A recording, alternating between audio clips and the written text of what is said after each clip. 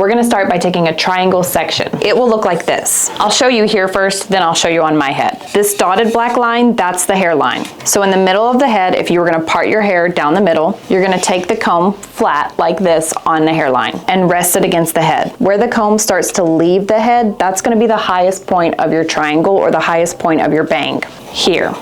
We're creating a really soft baby bang, so we don't want it to go back as far as we're used to cutting bangs. So it's going to be a really small triangle. Now how you get the two outer points, a good reference, let's just say these are her eyebrows. Whoa.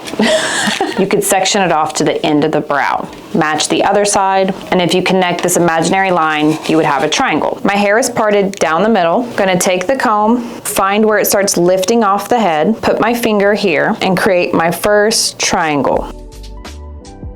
It's not going to be much hair, and you'll match the other side. You want to clip up the rest of your hair so you don't make a mistake. I like them to be about 50% dry, that way I can see where they're going to naturally fall. If you cut when they're super wet, they're going to shrink up and they may be shorter than what you anticipated. Now we're going to cut our guide, which is going to be the shortest point of the bang or the middle, and it's going to be a rectangle subsection. And it will look like this.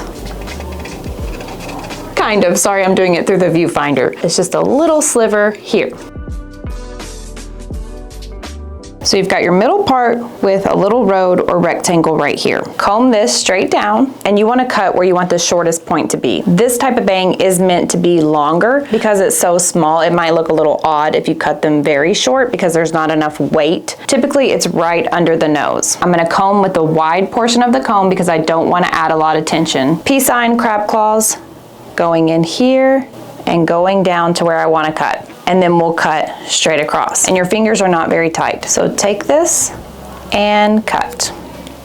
Now we're gonna elevate this all the way up, straight up. Can you see me? Let me shrink down, and then we're gonna cut just below that. This will help soften the line. Now you could cut it straight up, step one. I just find it easier if you're doing it by yourself, on yourself, to cut the guide where you can actually see it, then elevate it up. This creates a small curve in the hair that gives you a softer line. Let me move this over so I have one eyeball. We're gonna create two stair steps. 1, 2. We already cut one, which was the guide. Now we're gonna cut a straight line, and usually for me, this aligns with the corner of my mouth. So we're gonna cut straight here. Comb it down, cut straight across. It looks a little scary, but we're going to blend it.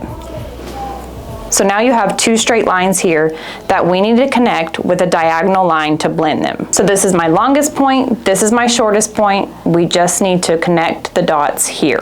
We're gonna take our comb diagonal and comb diagonal. And remember, just half.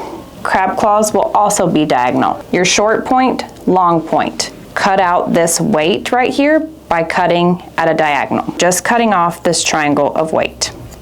Connecting the dots. So when you release this, you'll have a curve. Let's match the other side. You don't need this. Combing it straight down where it lives.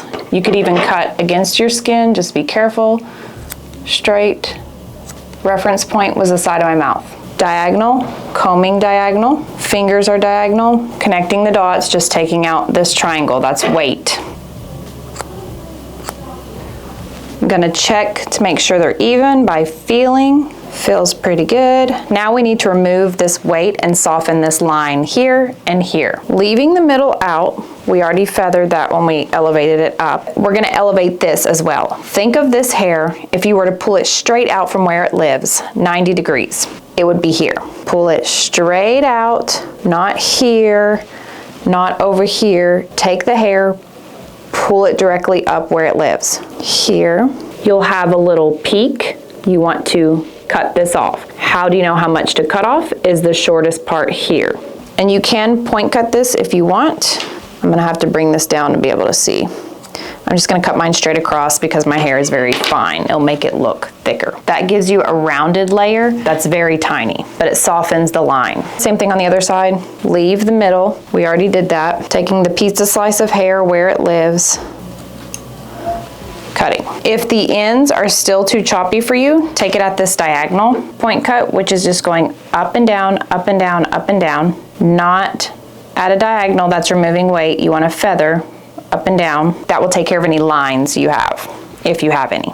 You can style these anyway, but I like to style them back. Round brush, or lately I've been using a Denman brush. Letting the bend on the brush create almost a curl, and then wrapping it in one of these rollers. These are from the Dollar Tree. So I'll show you real quick using the Dollar Tree hairdryer.